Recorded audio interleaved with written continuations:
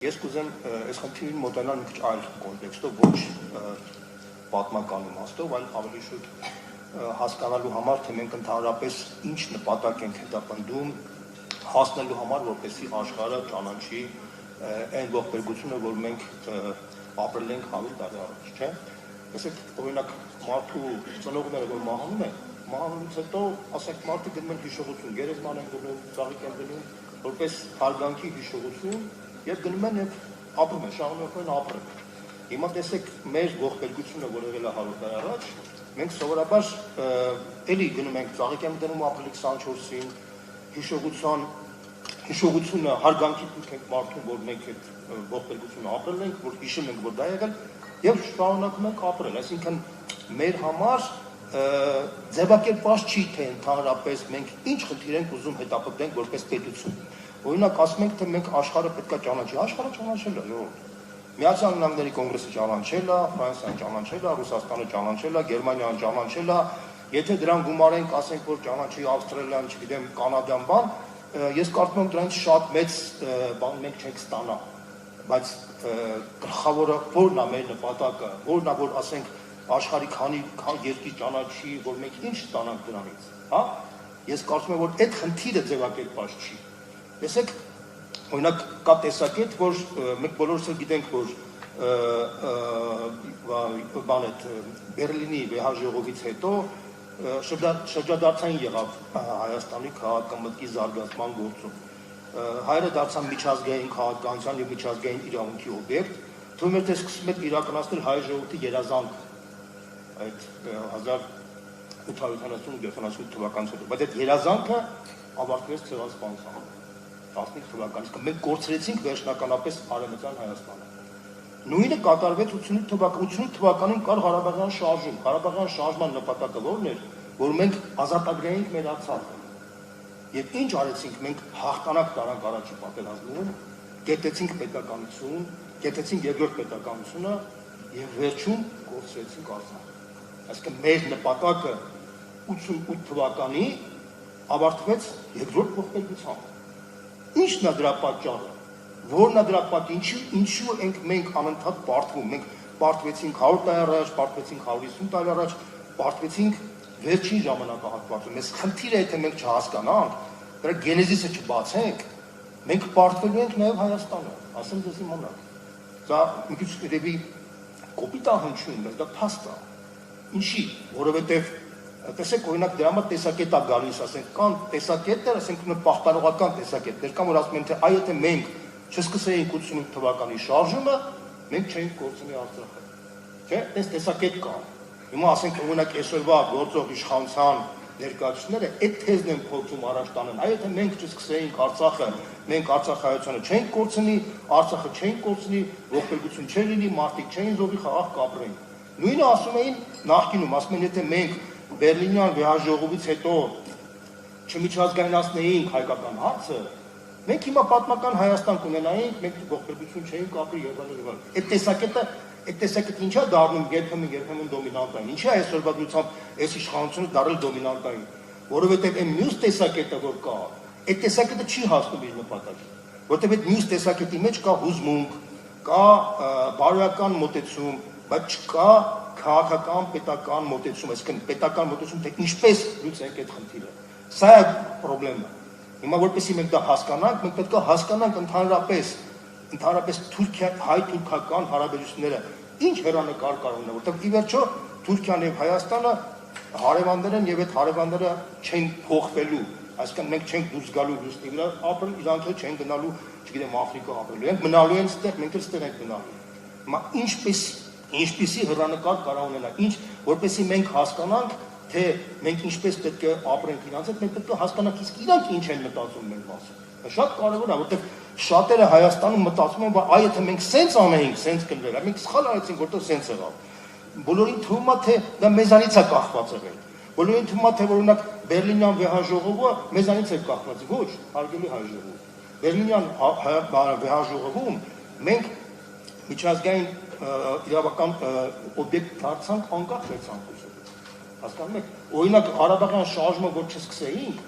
անկախ նրանից կարող է պետք է այլ երկրներ իրանք հրահարային որ դա լիներ, կամ ես չգիտեմ միգուցե, այսինքն հասկանում եք, անկախ նրանից թե ով է սկսել, մենք ենք սկսել, թե իրանք են սկսել, միևնույնն է, դա ոչ մի տարբերություն չկա։ Օրինակ եմ ասում, հույները, եզդիները եւ ասորիները, որ ապրում էին Օսմանյան կայսրում, իրանք միջազգային սուբյեկտ չէին, իրանք ոչ մի շարժում չէին սկսել, բայց իրանք ցեղասպանվեցին։ Իրանք ցեղասպանվեցին, ժողովուրդ, հասկանում եք, այսինքն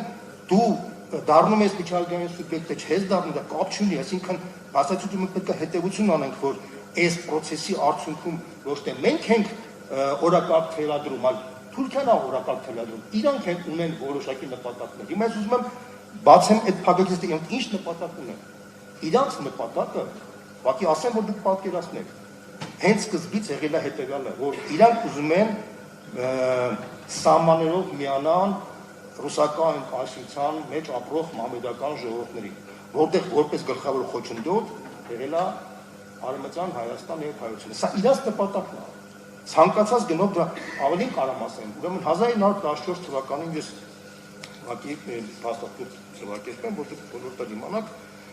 Գերմանիայի մերձակցության մասին հայոց ցեղասպանության կազմակերպության հարցում 1914 թվականի օգոստոսի 2-ին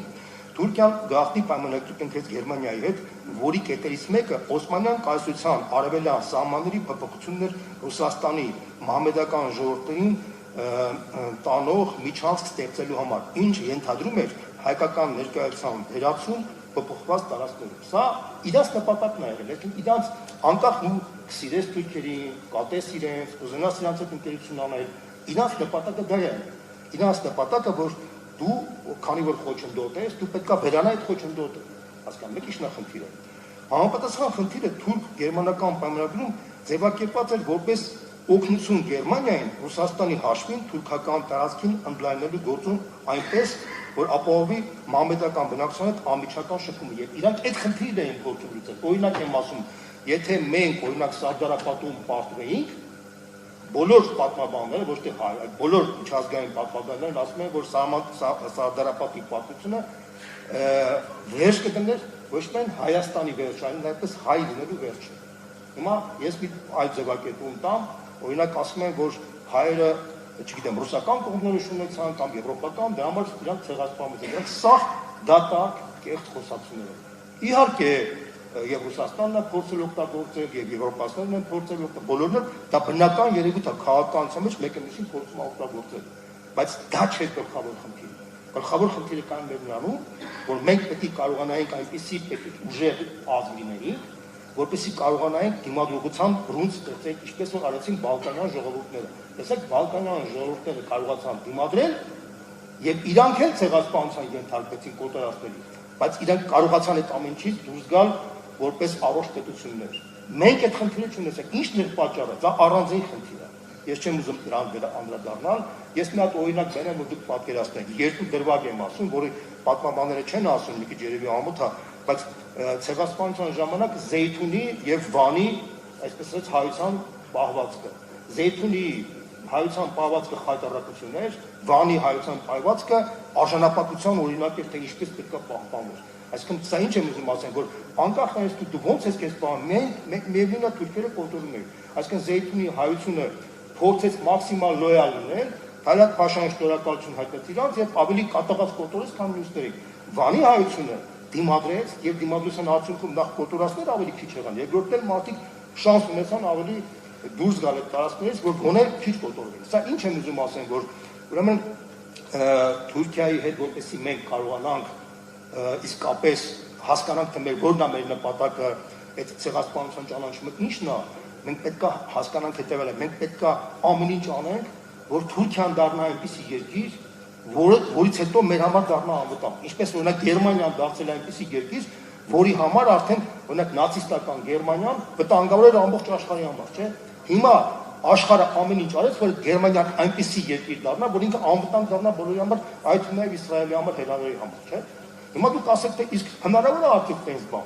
Հնարավոր է, որ օրինակ թուրք վերնախավը այնքան փոխվի, որ կոպիտ ասած այդ փոփոխության արդյունքում ինքը այդպեսին դառնա։ Ես ասում եմ այո։ Ասում եմ այո։ Օրինակ 1919-21 թվականներին, երբ որ Թուրքիան պարտվեց Մուդրոսի համաձայնությունից հետո, թուրքական վերնախավը հենց այդպեսին դարձավ։ Ես հիմա ձեզ օրինակներ բերեմ, որ դուք պատկերացնեք, հա։ Դուք բոլոր գիտեք, թե ովքեր են մեր ցեղասպանության ճարտարապետները, հա։ Թալատ Փաշայի մասին գիտեք, Ջեմալ Փաշայի մասին գիտեք, Էնվերի մասին գիտեք, Բեաթին Շաքիրի մասին գիտեք, դոկտոր Նազիմի մասին, դոկտոր Նազիմը այդ ցեղասպանության գաղափարախոսներից մեկն էր, որը նշում էր, որ հայ ժողովուրդը պետք է ամբողջությամբ ոչնչացվի, որպեսզի այս հողի վրա այլևս հայ չմնա եւ Հայաստանի ճանաչումը վերանա, այլևս անգամ այս գործընթացը կլինի լիակատար ոչնչացում, կարևոր է որ ոչ մի հայ չապրի այս ոչնչացումից հետո։ Սա դոկտոր Նազիմի կոնցեպտն է։ Դոկտոր Նազիմը ինքը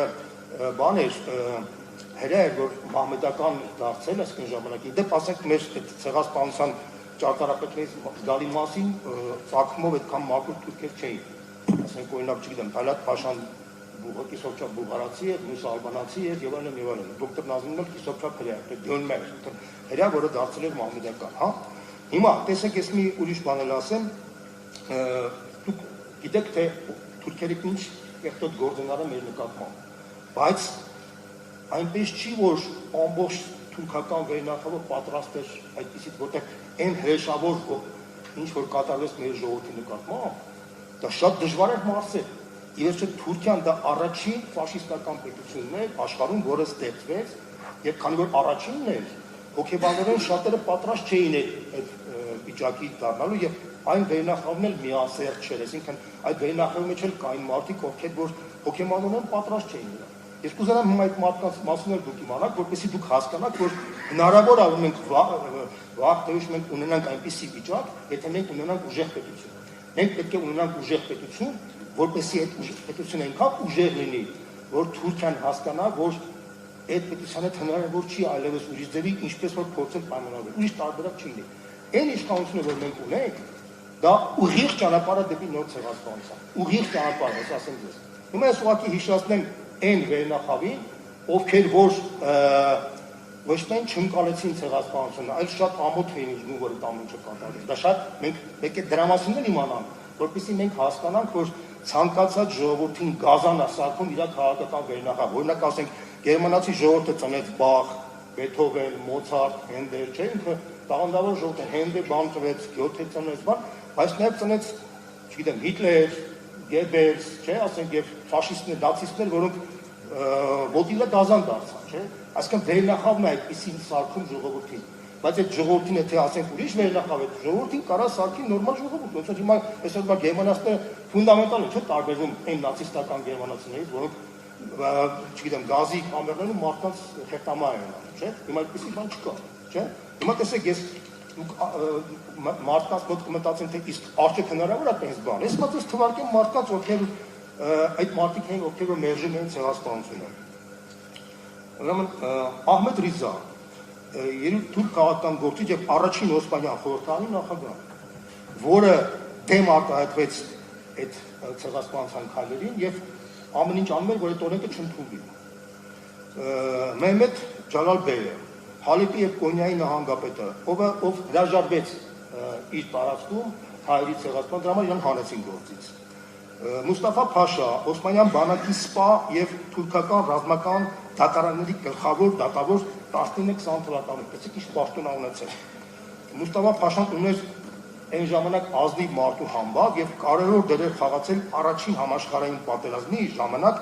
Օսմանյան կայսրության հանցագործների բացահայտման գործում։ Տեսեք ինչ է հայտարարել, մեր հայրենակիցները կատարել են աննախադեպ հանցագործություններ, դիմել են բռնապետության բոլոր հնարավոր մեթոդներին, կազմակերպել են տեղահանումներ եւ օտորացներ, գազով թունավորել եւ այրել են նորացիներին, բռնաբարել կանանց եւ աղջիկներին, իրենց ծնողների աչքի առաջ, որոնք կապել են ձեռքերն ու ոտքերը, արևանգել աղջիկներին իրենց ծնողների եւ հայրերի աչքի առաջ, յուրացել անձնական ունեցվածքն ու անշարժ գույքը, մարդկանց քշել միջագետ եւ անմարդկային վերաբերմունք ցուցաբերել նրանց նկատմամբ ճանապարհին։ Սա ասում է Մուստաֆա Փաշան, որը այդ պաշտոնն ունեցել։ Անցնենք առաջ։ Վեհիպ Փաշան, Օսմանյան բանակի գեներալ եւ Օսմանյան կայսրության երրորդ բանակի հրամանտար Կովկասյան ուղղությամբ, այսինքն Կովկասյան ուղղությամբ թուրքական բանակի ղեկավարը ոչ միայն մերժում էր ցեղասպանությունը, այլ ինքը դատապարտում էր այն անձանց, ովքեր որ դաժանություններ էին անում հայերի նկատմամբ, որտեղ ինքը զինվորական էր սպա, ասում էր, որ եթե բանակը դառնում է գազան, այդ բանակը անխուսափելի պարտվելու է։ Ես ինչ եմ ուզում ասեմ, ես այստեղ էլի շատ անձանց Դամատ Փաշայի մասին կարամ ասեմ, Հասան Բեյի մասին, վերջնարդյունք ուզում եմ ասեմ հետևյալը։ Ես համաձայն եմ մեր գոլեգաներից մեկի այն մասին, որ Աթաթուրքի հաղթանակի արդյունքում մեր որ թուրքական վերնախավը վերափոխվեց եւ մենք ստացանք այն Թուրքիան, որ հիմա կա։ Եվ այդ Թուրքիան բնականաբար չի կարող ճանաչել մեր ցեղասպանությունը, եւ այդ Թուրքիան ինքը օբյեկտիվորեն սպառնալիք է ներկայացնելու Հայաստանի համար։ Իսկ այս վերջին փոփոխությունները, որ արդեն նեո-օսմանցիները եկան իշխանության, դրանք էլ ավելի վտանգավոր մարդիկ են, որոնք երազում են Օսմանյան կայսրության վերականգնման մասին, այսինքն մենք ցեղասպանության ճանաչումը պետք է ոչ թե հիշողություն որպես արձանագրենք, ցեղասպանությունը պետք է լինի մեր համար գոն, որ մենք հասկանանք, որ եթե մենք չունենանք ժամանակակից պետություն, ուժեղ պետություն, մենք դատապարտված ենք լինելու այն ճակատագրին, ինչ որ ունեցավ Արցախը, ինչ որ ունեցավ Արևմտյան Հայաստանը։ Այսինքն սա մեր համար դա ոչ թե պետք է հիշողություն լինի, տարին մի անգամ հավաքվենք ապրիլի 24-ից առաջ նստենք, չգիտենք, գլեխով բանանենք, այլ մենք պետք է ամենօրյա ռեժիմով մտածենք, թե ինչպիսի ժամանակից պետություն պետք է ունենանք, ինչպիսի բանակ պետք է ունենանք, ինչպիսի երկիր պետք է ունենանք, ինչպիսի դաշնակիցներ պետք է ունենանք, որտեղ դա սպառնալիք է։ Եվ այն մտայնությունը, որ այ հիմա մենք եթե համաձայնվենք, որ մոռանանք այդ ամեն ինչի մասին Թուրքիայի հետ կարելի է բարիդրացիական հարաբերություններ հաստատել, դա քաղաքական անմեղսունակություն է։ Սա մեծագույն խաբեություն է, որի արդյունքը կարող է լինի մեծագույն նոր վերջին ողբերգությունը, որտեղ նույնիսկ եմ կտնում իրանց համար կար Արևմտյան Հայաստան, Արցախ եւ մնացել է Հայաստանի Հանրապետություն, որի յուրացման համար գտել են մի բանաձև, դա իբր թե սա Արևմտյան Ադրբեջանը։ Այսքան։ Շատ շնորհակալություն, պարոն Բոզյան։